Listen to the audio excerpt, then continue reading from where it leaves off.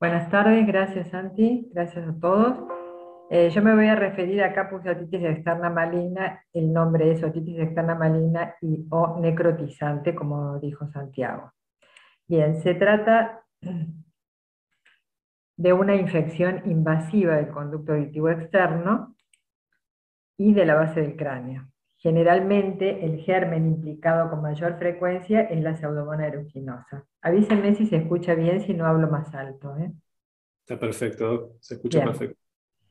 Esto afecta a individuos inmunocomprometidos de edad avanzada, generalmente diabéticos, insulinodependientes, que están mal controlados, y la gravedad, como en todas las infecciones, se debe a una conjunción entre un agente agresivo y un terreno debilitado.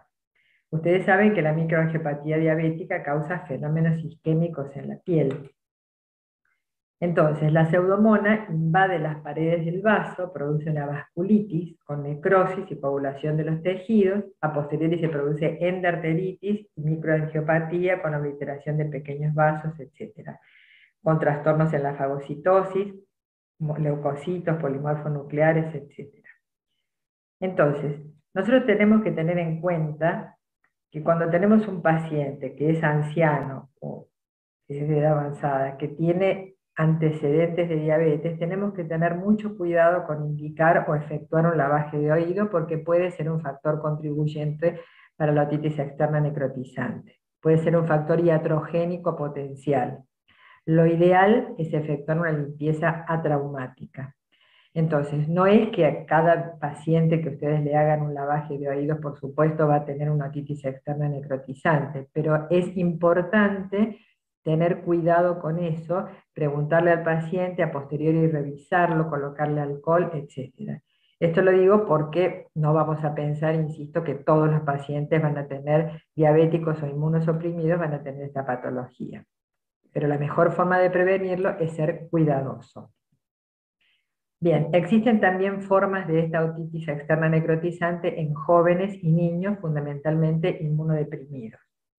El HIV es una patología que ataca o afecta a pacientes, a múltiples pacientes, pero cuando son pacientes jóvenes con esta patología, el germen predominante es el Aspergillus niger, es decir, es de etiología micótica, y la enfermedad es mucho más seria y con una tasa de mortalidad mucho más elevada. Esto comienza como una pequeña fracción a nivel del conducto auditivo externo, generalmente en el piso, que conduce a una celulitis dolorosa. Es una otitis externa que no resuelve con el tratamiento convencional. En un 50-80% de los casos se presenta otorrea, y la otalgia, que está asociada también a una cefalea temporo-occipital. Generalmente hay presencia de tejido de granulación en el conducto auditivo externo que se asocia a una estenosis que es dolorosa. Entonces, esa difusión del proceso, ese proceso infeccioso se difunde y conduce a una condritis y después a una osteitis, como dijimos antes, generalmente, como vamos a ver después también por las vías de propagación, a la parte inferior del timpanal y del peñasco. Hay que tener en cuenta que la membrana timpánica es resistente a este proceso y el oído medio también. Entonces, esta osteitis de la cual hablábamos se propaga a la base del cráneo produciendo una osteomielitis, y esa progresión del proceso infeccioso, como vamos a ver, se produce de afuera hacia adentro.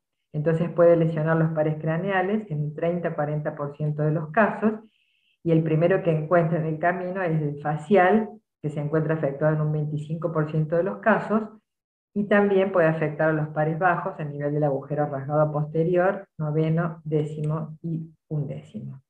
Entonces, como decíamos, la propagación del proceso puede ser intracraneana o extracraneana. En general se hace intracraneana y dijimos antes que se hacía de afuera hacia adentro. Entonces, a través de la fisura de Santorini generalmente va a encontrar el nervio facial en la salida del agujero estilomastoideo y a posteriori puede ir a lesionar los pares bajos a nivel del agujero rasgado posterior. También puede afectar los canales venosos en diferentes planos, al vértice del peñasco, y extracraneal puede propagarse, es raro, pero puede propagarse al oído contralateral. Antiguamente se veía en esos casos, afortunadamente ahora no, e infratemporal a la parótida y al cuello. Entonces, como decimos, es un proceso que va de afuera hacia adentro y va a invadir la base del cráneo, la osteomielitis, y puede llegar inclusive, hasta los espacios parafaringeos o a nivel de nasofaringe y a nivel de clivus inclusive. También puede presentar meningitis, abscesos intracerebrales y extensión, como dijimos antes, al peñasco contralateral. Podríamos clasificarlo en estadios. Un estadio 1, que se encuentra limitado a los tejidos blandos y al cartílago. Un estadio 2, que produce una erosión ósea del temporal. Y un estadio 3, que produce la erosión de base de cráneo y o extensión intracraneal. ¿Cómo hacemos el diagnóstico de esta patología? En primer lugar, la anamnesis es fundamental. Le llega el paciente, ustedes tienen que investigar, preguntar cuáles son los síntomas, como toda anamnesis, y de acuerdo, siguiendo a Cohen y Friedman, que ya en el año, hace muchos años, en el año 1998 más o menos, establecieron criterios mayores y criterios menores. Los criterios mayores son los que siempre están, como el dolor, la otorrea, el edema del conducto, las granulaciones y o ulceraciones a nivel del conducto auditivo externo, y también datos de afectación ósea que se manifiestan en la gammagrafía con tecnesio fundamentalmente. Hay criterios menores, como vemos acá, es decir, la diabetes, la pseudomonas, la edad avanzada, ineficacia del tratamiento convencional, datos radiográficos de afección ósea, mal estado general o inmunodepresión, y la afección de los pares craneales. Sade también en el año 89 estableció que era una otitis externa severa que no responde al tratamiento por más de 10 días. Hay un incremento progresivo del dolor. Hay un tejido de granulación, como veíamos, que se encuentra en la base del conducto auditivo externo, en el piso generalmente, y generalmente se aísla, nuevamente decimos, la pseudomonas aeruginosa como germen predominante, lo cual no significa que sea el único germen que se puede aislar. A posteriori efectuamos el examen físico. El examen físico, obviamente, cuando se trata de un paciente diabético que puede llegar a tener todas las complicaciones de la diabetes, como amputación de los miembros, es decir, alteraciones renales, como vamos a ver después si tenemos tiempo en un caso, pero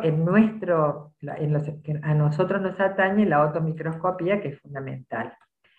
En la otomicroscopía podemos encontrar granulaciones a nivel de la unión del cartílago con el hueso en el piso del conducto auditivo externo, podemos encontrar pólipos, podemos encontrar hueso expuesto, pero acuérdense siempre que la membrana timpánica es resistente a esta patología, es decir, la membrana timpánica generalmente está intacta. En esta otomicroscopía de un paciente con otitis externa que nos consultó, fíjense ustedes que es muy difícil atravesar con el espéculo de oído, atravesar el conducto, tenemos granulaciones en el piso del conducto que se van hacia la pared anterior, y es muy difícil llegar a visualizar la membrana timpánica que evidentemente se encontraba intacta como después lo supimos.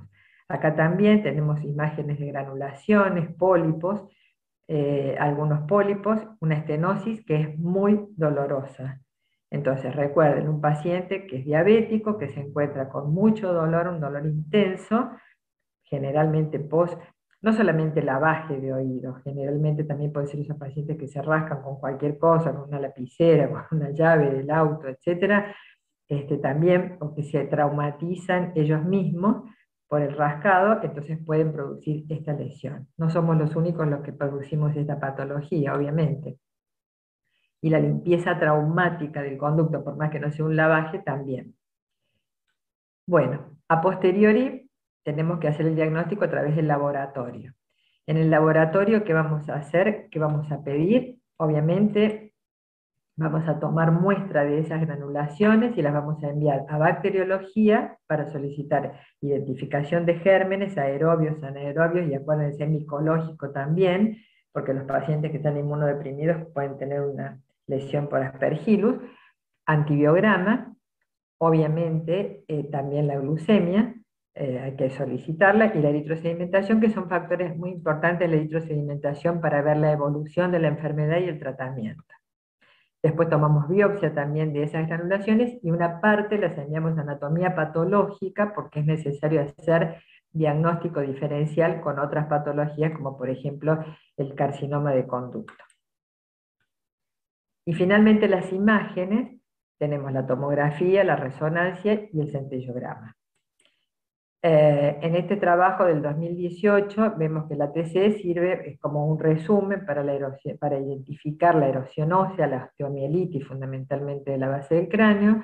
La resonancia, como sabemos todos, nos sirve para identificar los tejidos blandos. La centellografía con PET scan para que nos evidencia un proceso activo de inflamación.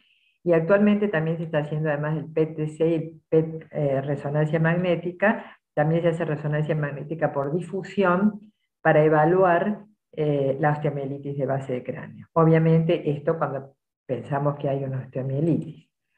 Entonces ustedes ven que piden tomografía computada en cortes axiales y coronales, siempre se tienen que fijar en el piso del conducto y también en la pared anterior, por supuesto. Acá ven que tenemos una lesión a nivel de la pared del conducto auditivo externo. Hay una osteólisis del hueso timpánico, como dijimos antes, en este corte coronal se ve en el piso del conducto que hay una erosión, el hueso está denudado, y hay que evaluar siempre, como dijimos, el piso y la base del cráneo. Hay que prestar importancia a esta zona, porque acuérdense que por acá se progresaba el cuadro, tomografía computada con contraste, endovenoso, cortes axiales y coronales, cortes finos, y acá, como vemos, una invasión de la base del cráneo.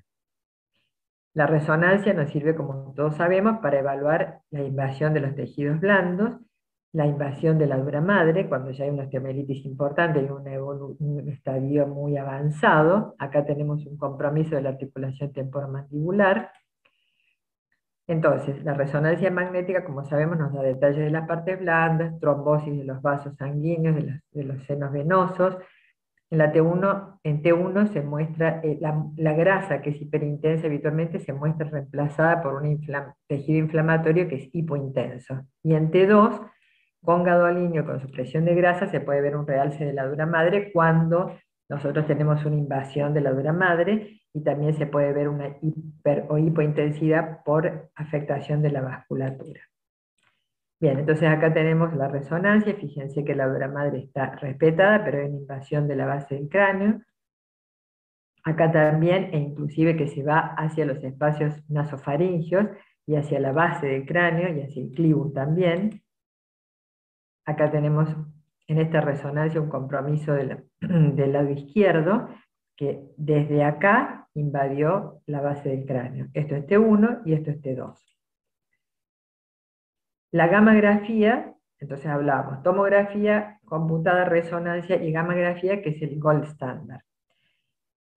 Lo que nosotros utilizamos es el tecnecio 99, que permite un diagnóstico precoz de la osteomielitis del peñasco y de la base del cráneo. Entonces hay una hipercaptación a nivel de la lesión.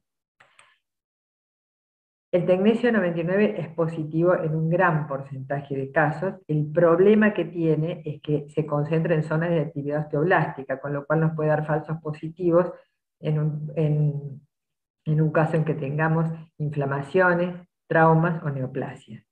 Permite un diagnóstico mucho más precoz que la tomografía, porque en la tomografía tiene que haber un 30% más o menos de hueso comprometido de osteólisis, y no es útil para el seguimiento ni para evaluar la respuesta al tratamiento.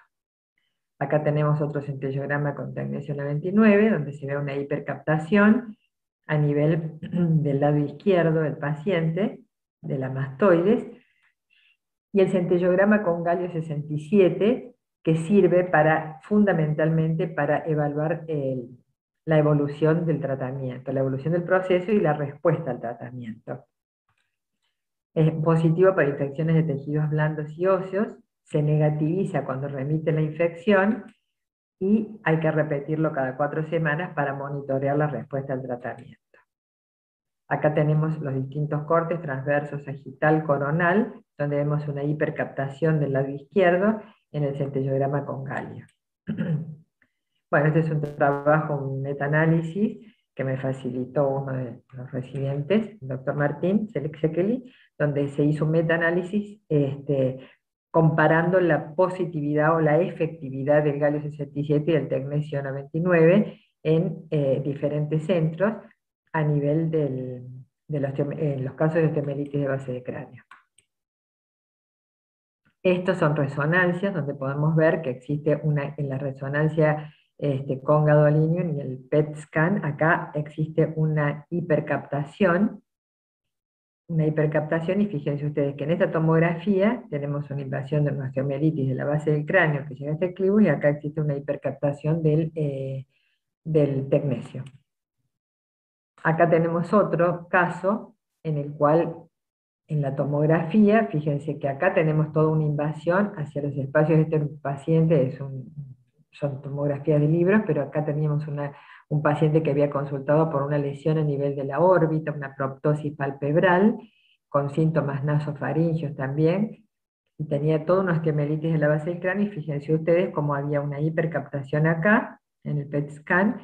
A las 10 semanas se efectuó otra tomografía, otro PET scan, y vemos que después de un año recién ya no tenemos captación, con lo cual se ha resuelto el proceso. También podemos utilizar el infectón, que es ciprofloxacina marcada con tecnesio, que se une a las bacterias, la ciprofloxacina, gram positivas y gram negativas, solo va a los sitios activos de las bacterias, y es importante para el diagnóstico y para el seguimiento del tratamiento. En general, nosotros lo que utilizamos es tomografía para evaluar la invasión ósea, como dijimos, resonancia para evaluar compromiso de tejidos blandos, el tecnesio 99 para diagnosticar osteitis temprana, y el galio 67 para el seguimiento de la respuesta al tratamiento. Recuerden que la tomografía era con contraste y corte fino. Entonces, acá tenemos como una especie de resumen, cómo hacemos el diagnóstico. Primero la clínica, hacemos biopsia de las granulaciones, esas granulaciones las enviamos al laboratorio, hacemos cultivo micológico, antibiograma, también las enviamos a anatomía patológica para tratar de hacer un diagnóstico diferencial. Por otra parte, pedimos el laboratorio para evaluar la eritro, PCR, la glucemia, por supuesto. Pedimos estudios de imágenes, tomografía con contraste para ver la extensión del proceso, y centellograma con tecnesio 99 y galio 67. ¿Qué diagnósticos diferenciales deberíamos hacer? Primero con el carcinoma del conducto auditivo externo, obviamente, porque imagínense que es un paciente que es añoso, generalmente, que tiene mucho dolor, intenso dolor, que no responde a los tratamientos convencionales para una otitis externa, que tiene granulaciones en el conducto, que tiene una estenosis muy dolorosa, bueno, además que es diabético, pero es importante hacer el diagnóstico diferencial primero con el carcinoma, después con enfermedades granulomatosas que también tienen granulaciones a nivel del conducto, y a veces no respetan, en un primer estadio respetan la membrana timpánica y el oído medio, posterior, y no producen una osteólisis a nivel de toda la base del cráneo, o fundamentalmente del timpanal, como por ejemplo el granuloma eosinófilo, con enfermedades malignas nasofaringias y con otras neoplasias como de clivus o nasofaringias también. Bueno, entonces los principios del tratamiento son, primero, el control agresivo de la diabetes. Esto es muy importante. Antibiótico terapia de 6 a 8 semanas, según el cultivo y antibiograma, control de la inmunosupresión. Y esta es una de las pocas patologías, como dijimos, que en nuestra subespecialidad no tiene tratamiento quirúrgico, porque no responde al tratamiento quirúrgico, al contrario, sino que solamente responde al tratamiento médico. La cirugía solo se utiliza para efectuar toma de biopsia, debridamiento de las granulaciones, de los secuestros óseos, y si hubiera abscesos, drenaje de esos abscesos en caso de necesidad. Bien, entonces, como decíamos, el tratamiento está basado en varias cosas. El tratamiento es el control de la diabetes, control de la inmunosupresión, hay que hacer tratamiento sistémico con antibióticos endovenosos por lo menos 6 a 8 semanas. El tratamiento quirúrgico, como dijimos, se reserva solo y es solo para hacer el debridamiento de las granulaciones o de los secuestros. Hay que hacer un tratamiento local con gotas con ciprofloxacina, aspiración de esas granulaciones, como dijimos, ácido bórico, y también tenemos, como después veremos entre el tratamiento, el oxígeno hiperbárico, que es otra posibilidad. Cuando se trata de una otitis media fúngica, que nosotros sabemos que es a través del cultivo que le hemos solicitado, se hace con anfotericina B, y si hay buena evolución se continúa con itraconazol. Nosotros en general a esta parte la dejamos en manos de los infectólogos, por supuesto, y de acuerdo al antibiograma. El tratamiento local es fundamental, hay que hacer una limpieza diaria y hasta 2 veces por día, debridar las granulaciones, aspirar todo el tiempo, colocar gotas ópticas con ciprofloxacina, o con antibióticos y corticoides de última, pero en general preferimos con ciprofloxacina, acidificación del medio con ácido bórico, con vinagre blanco directamente, y si hay una estenosis muy importante, sobre todo al comienzo, cuando recién consulta el paciente, se pueden colocar mechas de gasa embebidas en antibióticos, o un Merosel directamente, y después se va poniendo hasta que logremos la dilatación del conducto, se va colocando el antibiótico, las gotas con antibióticos ahí directamente, sobre el Merosel.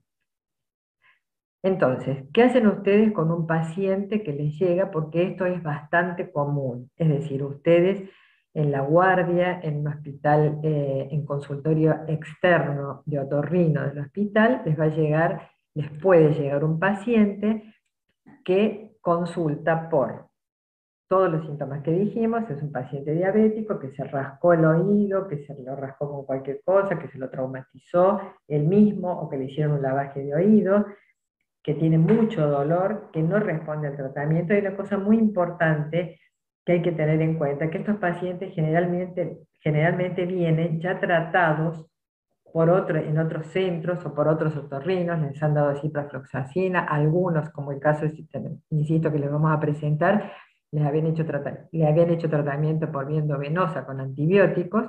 Entonces, cuando a ustedes les llega un paciente en estas condiciones, lo primero que tienen que hacer es decidir su internación. ¿Para qué? Para poder utilizar todos los elementos que tenemos para el diagnóstico. Toma de biopsia de las granulaciones, como dijimos, se envía anatomía a cultivo, antibiograma, micológico, acuérdense, identificación de gérmenes, gram positivos, gram negativos, anatomía patológica para hacer diagnóstico diferencial, interconsulta con diabetología para que se ocupe de manejar la glucemia y la diabetes de los pacientes, e infectología. Insisto, el debridamiento local de las granulaciones y el drenaje de abscesos es el único tratamiento quirúrgico que hacemos. La base del tratamiento es antibióticos por vía endovenosa, por lo menos 6 semanas a 8 semanas, eso depende de cómo vaya evolucionando, la evolución clínica, la evolución otomicroscópica, como después veremos. Y después se continúan por vía oral. También hay que hacer, se puede hacer ceftazidima y amikacina, que es el antibiótico antiseudomonas. Bien, entonces, como dijimos, los antibióticos que se indican son de acuerdo al resultado del cultivo y del antibiograma, quinolonas de segunda generación. Otra vez volvemos que el tratamiento es de 6 a 8 semanas. Con respecto al tratamiento quirúrgico, como dijimos nuevamente, es excepcional y solamente se reserva para el caso de complicaciones, secuestros óseos o colecciones. Entonces, podemos utilizar ciprofloxacina si el caso es leve, digamos, 750 miligramos cada 12 horas por vía oral, contra la pseudomonas, que tiene buena penetrancia ósea, buena disponibilidad y menores reacciones adversas. O ceftazidima por vía endovenosa hasta que tengamos el resultado del antibiograma y la interconsulta con infectología. También podemos hacer cefalosporinas de cuarta generación, cefepime o pipertazo, pero todo esto, insisto, lo maneja el infectólogo. Cuando se trata de una otitis externa fúngica, que recuerden que tiene bastante mal pronóstico, hay que utilizar anfotericina B, y si hay buena evolución, continuar con itraconazol. Seré insistente de nuevo, hay que dejar esto en manos de infectología.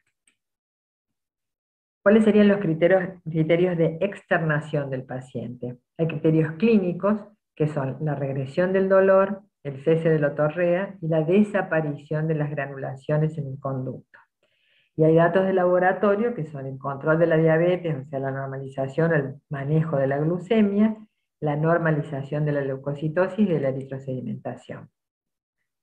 ¿Puede haber recurrencia? Sí, en un 15 a 20% de los casos puede haber.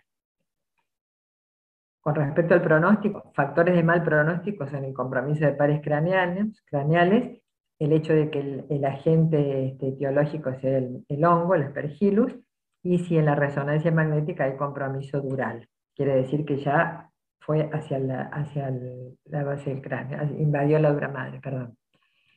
¿Cómo se hace la prevención? Insisto, tener en cuenta el lavado de oídos en pacientes diabéticos, y hay que considerar en todo paciente inmunodeprimido que una otitis externa puede llegar a ser una otitis externa necrotizante o maligna.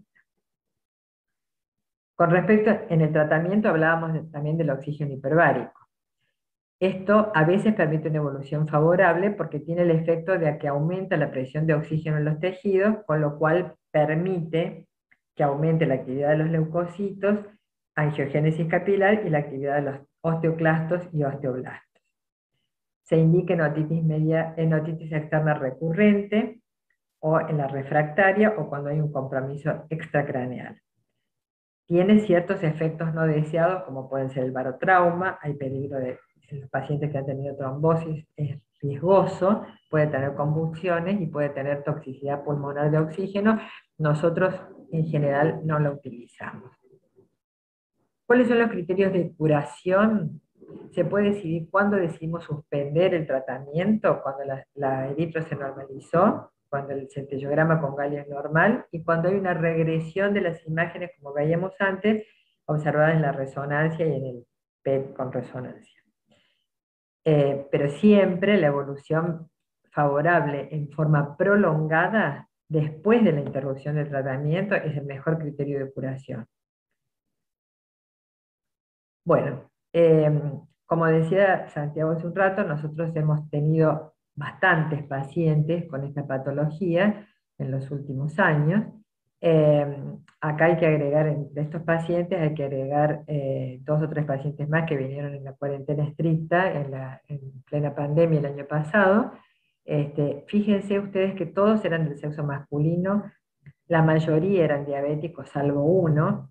La mayoría consultaban por otalgia y otorrea. La mayoría también tuvieron bastantes días de internación. El que más tuvo fue este paciente, que tuvo 90 días de internación.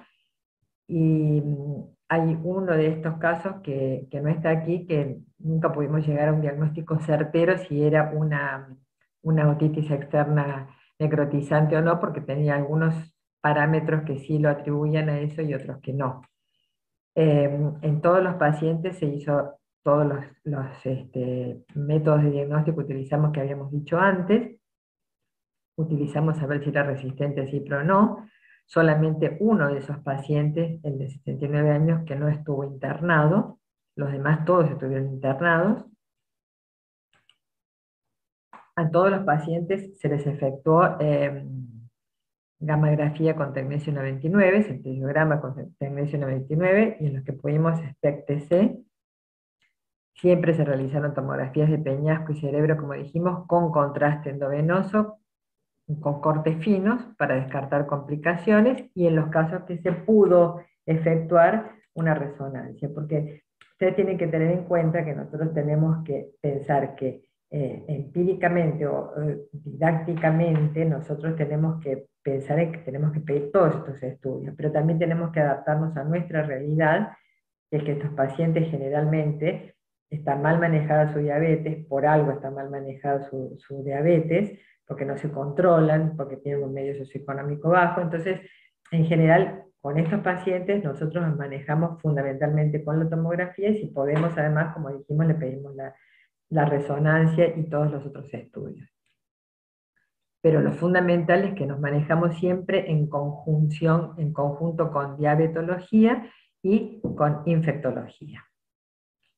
Acá voy a presentar uno de los casos estos que tuvimos, que es bastante emblemático. Es un paciente, como les decía, hay pacientes que han ido por todas partes, en diferentes centros, inclusive han estado internados como este paciente, recibieron tratamiento y no respondieron o después recurrió a la patología o no evolucionaron bien. Este paciente de sexo masculino de 81 años consultó en el mes de febrero, hace unos años, 2 años más o menos, con otalgia y otorrea. Había recibido múltiples tratamientos antibióticos sin respuesta. Recuerden lo que yo dije al comienzo, que generalmente son pacientes que han ido a un centro, le dijeron, tiene una otitis externa, bueno, le damos antibióticos por vía oral, le damos cefalosporina de primera generación, o le damos ciprofloxacina, le damos gotitas, lo controlan los 7 días y el paciente sigue evolucionando tórpidamente y no responde al tratamiento. A este paciente le habían hecho primero acitromicina, más gotas. Como no respondió al tratamiento, le hicieron biopsia, se aisló Pseudomonas aeruginosa, se le hizo ciprofloxacina endovenosa, no respondió al tratamiento, se le hizo una nueva biopsia y en la nueva biopsia dio Pseudomonas resistente a cipro, se le hizo ceftazidima endovenosa durante 30 días y se le dio el alta con cefixima 400 miligramos.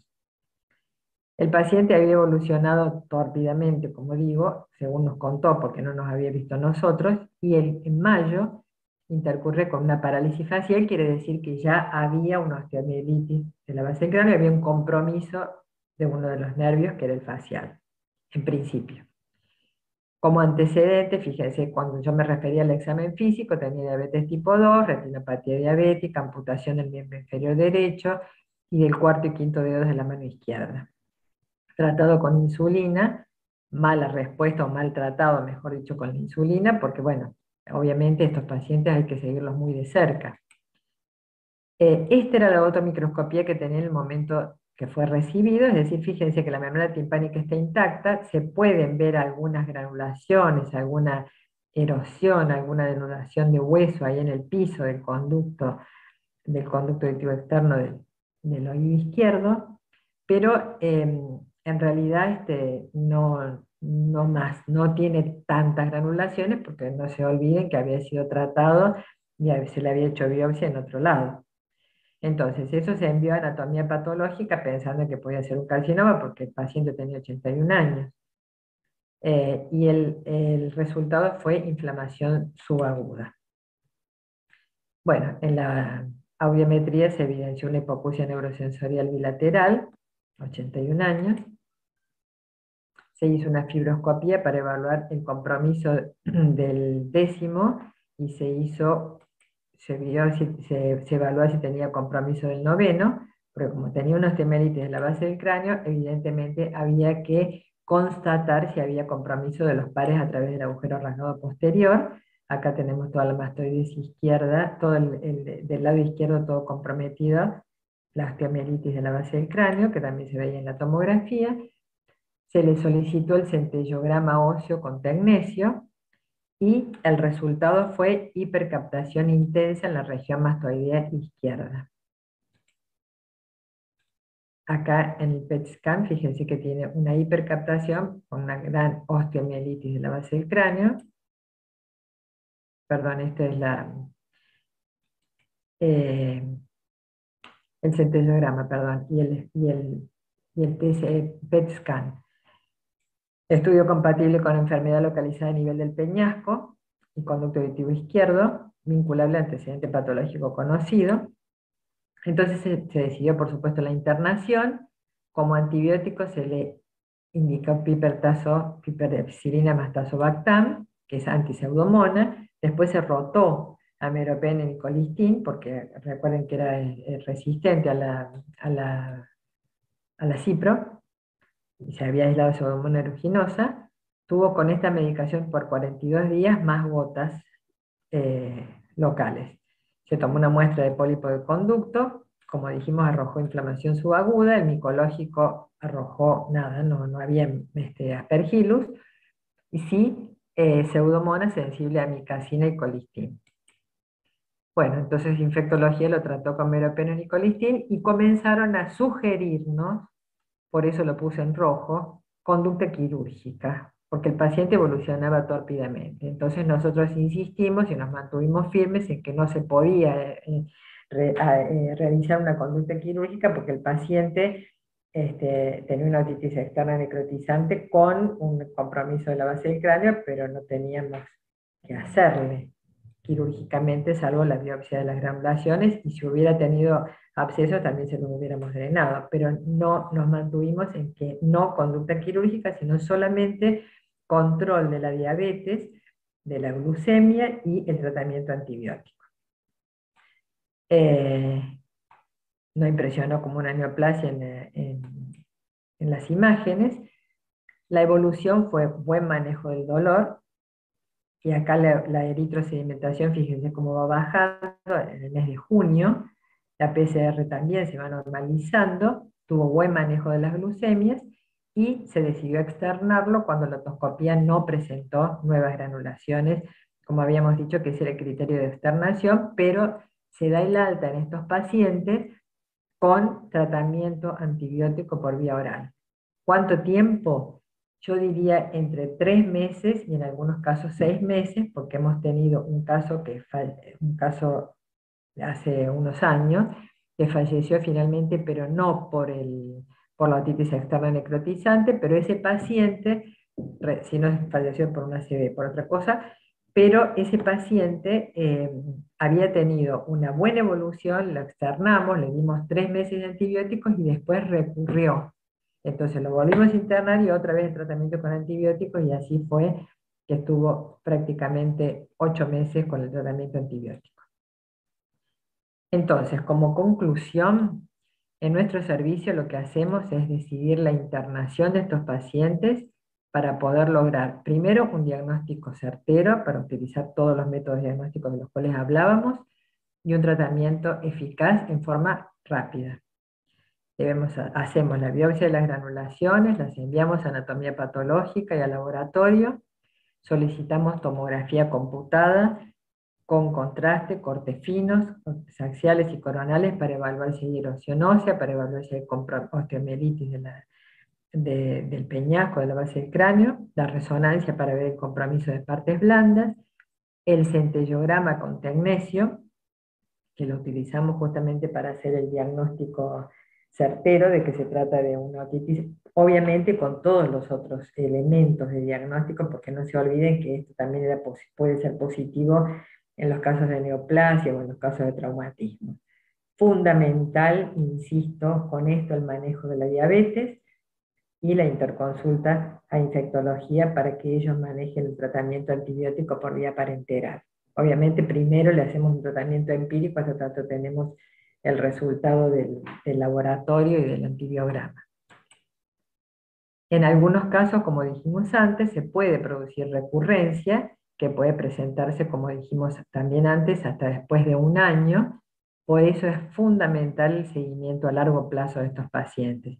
E insisto de nuevo, es muy importante indicarles un tratamiento antibiótico por vía oral en forma prolongada y durante 3 meses más o menos con ciprofloxacina, aunque en algunos casos se vio que mientras estaban internados y mientras tenía la glucemia alta y la diabetes no estaba bien manejada, había algunos casos que en ese momento eran resistentes a la ciprofloxacina, pero como no tenemos mucho tratamiento antibiótico, muchas cefalosporinas de tercera, cuarta generación para darles por vía oral, nos manejamos después con la ciprofloxacina durante 3 meses por lo menos. Entonces, como conclusión, hay que pensar que la otitis externa maligna o necrotizante es una entidad infrecuente, afortunadamente, pero es grave, que tiene un índice de mortalidad actualmente mucho más bajo de lo que era hace muchos años, justamente por la posibilidad de efectuar un diagnóstico precoz y un tratamiento precoz. Como dijimos antes, eso es fundamental en el pronóstico de la enfermedad, de la evolución de la enfermedad. El tratamiento, como dijimos, se hace en base al antibiograma, con un seguimiento estricto y con pautas de alarma, y obviamente, y como decíamos antes, y como no me voy a cansar de repetirlo, no tiene tratamiento quirúrgico. Es una de las pocas patologías de nuestra subespecialidad que el tratamiento quirúrgico no funciona. Si es una otitis externa maligna, obviamente, si nosotros tenemos que hacer un diagnóstico diferencial con otra patología, como puede ser un cáncer, entonces evidentemente sí la conducta es totalmente diferente. Por eso también es tan importante hacer un buen diagnóstico. Bueno, creo que eso es todo, sí, es todo. Gracias.